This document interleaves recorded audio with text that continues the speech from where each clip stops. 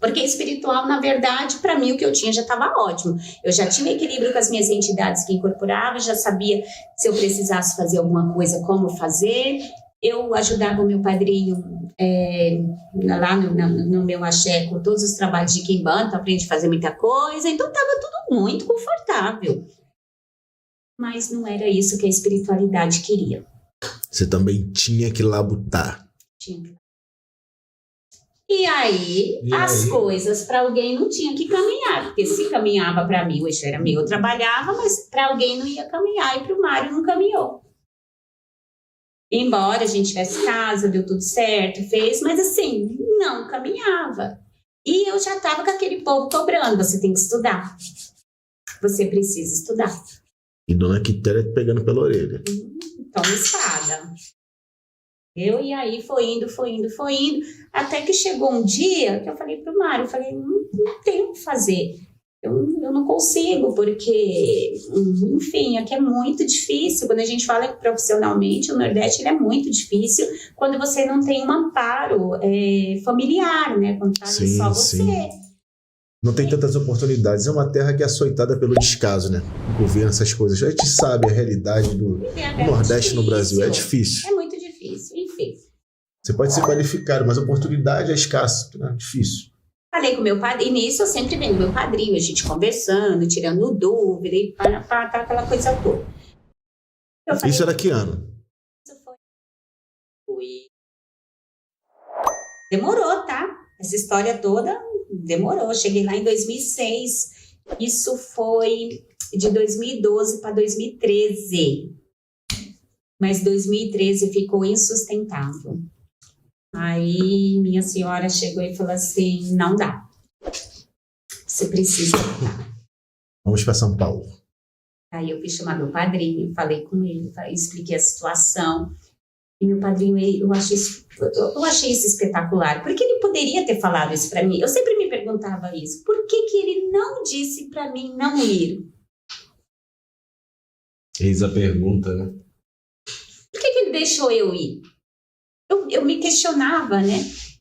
E aí, nas minhas conversas que a gente tem aqui, as entidades, ela disse, eu acho isso espetacular. Se você não tivesse ido, se a água não tivesse batido no bumbum, se você não tivesse passado aperto, você não ia pegar essa gana, essa garra que você pegou quando você voltou. Porque estava tudo muito cômodo. E aí, quando eu voltei... Com a sede de crescer. Aí eu fiz tudo. Sede de mudar de vida.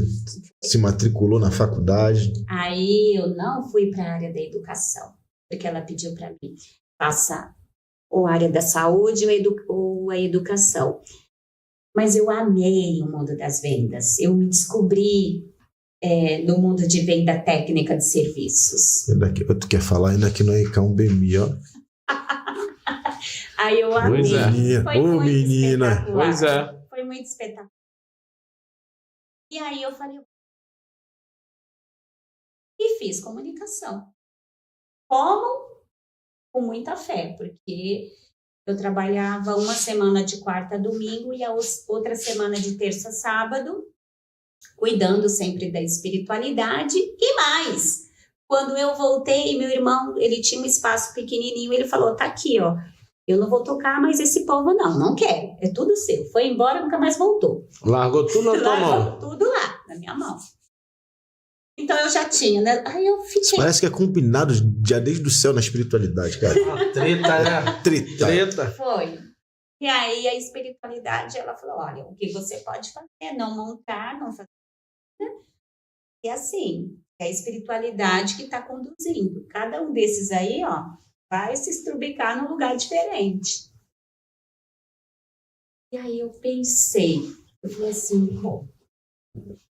Eu olhei para minha mãe, eu olhei para minhas irmãs novas. Eu não era essa pessoa ainda que eu sou. Às vezes eu comecei a olhar para todo mundo e falei assim, não, vamos fazer. Só que se a gente vai fazer, aí entra eu. Se a gente vai fazer, a gente tem que fazer direito. Aí a gente começou. Aí montando as coisas, montando os assentamentos, montando tudo bonitinho. Meu padrinho falece. Aí Aí ficou difícil. Ficou sem chão. Fiquei. Porque a pessoa que eu tinha quando eu precisava, eu falava, padrinho, e agora? Assim, padrinho, e agora? Assim. Eu nunca fiz nada, nunca tomei uma decisão espiritual, né? Sem ao menos perguntar para ele se eu podia. Quando se perde um pai, você já tá até em desbarata a casa a vida toda. Ainda mais quando o pai é o líder, né? Isso. Verdade. E ele era muito confortável. Perder a liderança, perder uma liderança e ter que se tornar o líder. Não, e você vê que ele deixou ela dar os pulos dela para ela sentir a vida e ele foi lá buscar ela. É como se ele tivesse... Ele voltou com você para São Paulo? Voltou. É como se ele tivesse já Quando sabendo eu cheguei que 6 ele ia meses morrer. depois, ele voltou. Ele sabia que ele já estava partindo. Parecia que ele tinha uma missão para cumprir antes da ida dele. Eu acho essas coisas muito bacanas. É muito. E às vezes eu penso, se eu não tivesse tido meu padrinho lá, eu não sei se eu tinha nem sobrevivido aquilo tudo, porque eu tô falando de algo muito por cima. Mas a gente passou por coisas Acredito. tenebrosas. Assim, E olha que estava num período bom do Brasil, que foi em 2011, 2010, estava num período relativamente melhorado. Próspero, né? Que a gente fala que o São Lourenço mesmo foi a cidade da Copa. Teve muito emprego, enfim. E aí eu fiquei sem. Agora eu fiquei com o terreiro, né? Pequenininho, ele era bem pequenininho. Nossa, era... O espaço que a gente tinha não era nem esse cômodo, era pequenininho. E tinha um outro espaço que guardava as coisas, as entidades colocou as coisas tudo no lugar. Você cumpriu o luto e teve que acordar para a vida. Quando começou essa cobrança de novo, depois que tu organizou tudo? Depois que eu organizei tudo, passou... Não, foi tudo rápido, você precisa achar alguém. Mas quem? Quem em São Paulo tinha uma umbanda dessa que se toca, né? Que é uma umbanda que a gente fala de uma umbanda mista, que sacrifica bicho, que tem todo um trabalho, que tem baiano, que tem boiadeiro, e que tocava as 7 linhas, e vamos que vamos, e era todo domingo, eu vinha de um trabalho semanal, e então quando eu achava um lugar... Tinha alguma eu coisa tinha que faltava. tirar alguma coisa do meu. Gente, mas eu tenho que me desconstruir para construir de novo. Aí não dava certo. Não dava certo. Depois eu tive uma passagem na casa de candomblé, aí foi pior. Porque aí nem de Iemanjá era mais, era de Iansã. Aí desmoronou o mundo. Aí eu não vou dizer nem que só faltou... Meu mundo caiu. O mundo caiu. E logo depois disso, né, eu passei por algo que eu falo que foi um divisor de águas fisicamente na minha vida, que eu fui vítima de um acidente e eu, do nada, né, vai lá, do nada,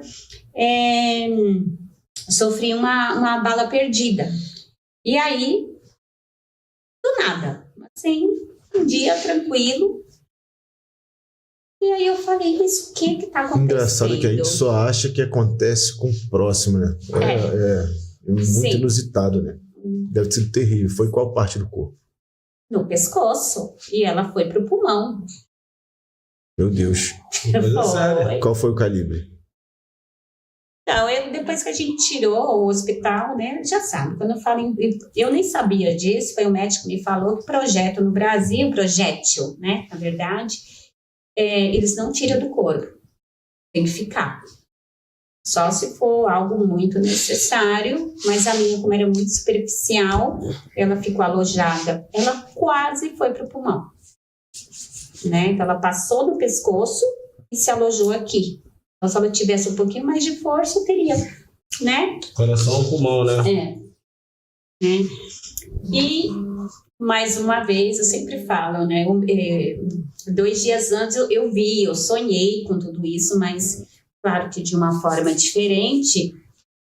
Mas foi avisada de uma forma ou de outra. Mas fui avisada. Algo que teria que passar, acredito. E aí, o que acontece? Tinha que passar... Essa minha senhora, né, que eu agradeço muito a minha vida e a todos os orixás e a minha ancestralidade, ela só foi embora às 4 da manhã do sábado. Então, meu trabalho espiritual começou às 6 horas da tarde e ela só foi embora às 4 da manhã. Tá, mas aí, desculpa, você estava baleada já? Não, isso anterior, 2 dias antes do acidente. E ela não ia embora. Estou na senhora, né? O Mário contando. Mas a senhora não quer uma água, a senhora não quer... Não, quero trabalhar. Aí, quando ela faltou 1 hora para ela ir embora, ela passou toda uma ritualística para o Mário fazer. Vela, magia, um monte de coisa o Mário fez. Aí, quando o Mário terminou tudo, aí ficou duas velas lilás. Ela falou, agora é uma sua e uma sua, que era o Mário e a Stephanie. Aí ele falou, deixa da sua menina que ela acende. Ela falou, não, ela não pode. As pessoas às vezes acham, o santo não avisou. Cara, o fato de estar vivo, há uma bala perdida no pescoço, é um milagre. E as pessoas acham que o santo não trabalha. Lógico que o santo trabalha. E é legal que ele não falou. Sem nenhuma espécie. Ele fez tudo Flávio, e sem nenhuma espécie de sequela. Ela fala, ela tá aqui, ela tá em pé, ela toca, ela é dinâmica. Enfim. As pessoas só enxergam sua parte ruim, mas está vivo. Quando ela contou essa história do tem que agradecer muito essa senhora. Tem que agradecer muito essa senhora. O quanto ela passou pro espiritual para ela ficar ali firme, forte, e quanto a espiritualidade mostra para ela que eles são extremamente vivos. De verdade. Sim. E como foi essa recuperação, Aline? Já foi um milagre, porque assim... Eu agradeço muito ao meu trabalho, isso foi importante. Hoje eu entendo quando ela fala, você tem que ter um trabalho. Porque eu tinha um excelente trabalho, eu estava numa excelente empresa, eu tinha um excelente plano de saúde. Então, quando eu cheguei no hospital, teve um acidente horrível na Dutra e era domingo à tarde, estava toda a equipe do hospital, toda. De cirurgia. Por conta dessa pessoa. Sim. Só que se estava toda a equipe de cirurgia, para mim era muito mais tranquilo, porque ele já desceu para me atender. E eu estava no celular, desmarcando todas as campanhas que eu tinha publicitário. Isso, baleada. Né, então... É isso. É de Iemanjá. Não é, esse povo de Iemanjá... É de Iemanjá. Eu sou suspeita a falar. E eu falo que eu fiquei com uma sequela disso nos primeiros 2 meses, porque eu não fiquei com medo, mas eu não conseguia guardar isso. Então a pessoa chegava para mim e falava assim, oi Lili, o que aconteceu? Você sumiu essa semana? Porque eu fiquei 1 semana em casa. Falei, menina, tomei um tiro. Aí era gerente, eu atendia muitas farmácias. Você falou que ia vir, não veio? Falei, menina do céu, você não sabe, eu tomei um tiro. É a violência no Brasil, né? E hoje a gente ri. É um descaso da segurança pública em todo o território nacional. Hoje a gente ri pra não chorar, até que seu Sete veio, o meu Exu, ele veio, falou, explicou pra mim perfeitamente. Falou que era algo, né, não era espiritual, era... Enfim, tá no lugar errado, na hora errada, mas tudo é um aprendizado. E aí ele falou pra mim da raiva. E aí ele me deu um discurso do ódio. Ele falou, esse tipo de sentimento eu não quero que você guarde nunca. Você não é... Ele falou pra mim, ele falou, você é um ser, mas eu não conhecia meu Odu ainda. Mas ele falou, você é uma pessoa que você não pode guardar, ter raiva de alguém, nada. Porque se você tiver, você sempre vai atrair esse tipo de situação para sua vida. Então, de uma certa forma, foi até bom, não bom, mas bom, porque você teve uma experiência, muito. Né? Nossa, uma experiência. Muito. Isso acontece. Sim. E aí, passando... Até para não acontecer algo mais trágico, na verdade. Exatamente. E aí, passando essa situação, eu entendi, eu recebi uma lição. Eu passei a descansar quando eu precisava descansar, mas espiritualmente veio para minha vida algo espetacular. Eu entendi que eu não era Mulher Maravilha. Pois é. Eu era um ser humano, como qualquer outro. Não que eu fizesse algo que parecesse que eu não fosse, mas eu tinha que cuidar de mim. eu precisava também de alguém que fizesse essa função, que eu não tinha mais aqui no meu padrinho. E aí você encontrou essa pessoa? Espetacular. Encontrei 2 pessoas ao mesmo tempo na minha vida. Só que uma eu falo que tinha que passar por mim, porque ele me ensinou muito, que foi o finado, já está em desencarne, que é o mestre Obaxanã, que eu falo que foi deixou seus escritos, suas coisas sagradas. Tem uma legião de filhos no Brasil e fora, que é o mestre Obaxanã, da Umbanda Esotérica. E ele aceitava essa minha Umbanda, que ele chamava de Umbanda de Encantaria. E aí depois, eu com ele, nos estudos, não, mas a gente não tem encantado. Ele tem, minha filha, tem. E aí, Ele sabia o que estava falando. Sim. Ele era espetacular, e ele falou, a gente vai cuidar do jeito que é. Respeitou, né? Respeitou, não vou arrastar você para Umbanda esotérica, embora você venha, tudo, mas eu sei que a sua Umbanda é essa aqui, né? E aí começou, até chegar a pandemia. Quando chegou a pandemia, o mestre ele foi para Jacareí. E eu queria muito um padrinho próximo de mim, eu não queria mais longe. Eu queria muito alguém próximo. E aí o mestre foi, e aí eu continuei, né? Foi indo na saga, né? De procurar alguém mais próximo.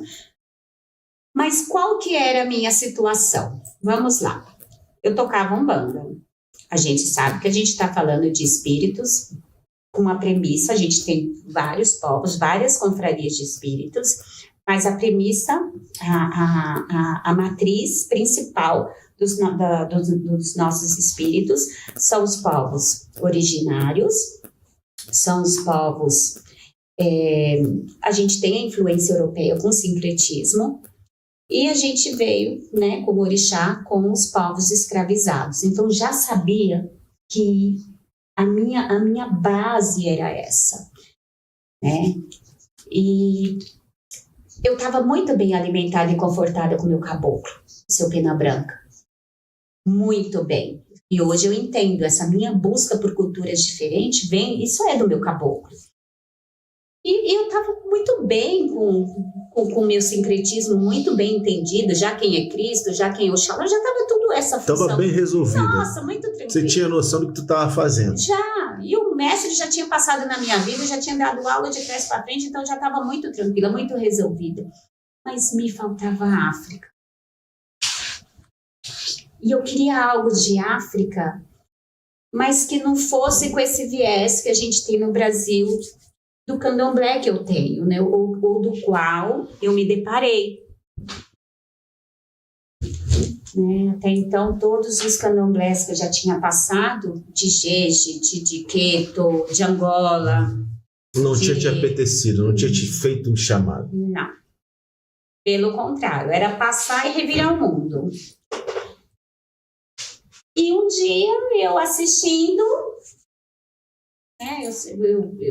Eu era uma pessoa mais noturna, eu vi uma menina dando um depoimento do Ifá cubano e eu me apaixonei.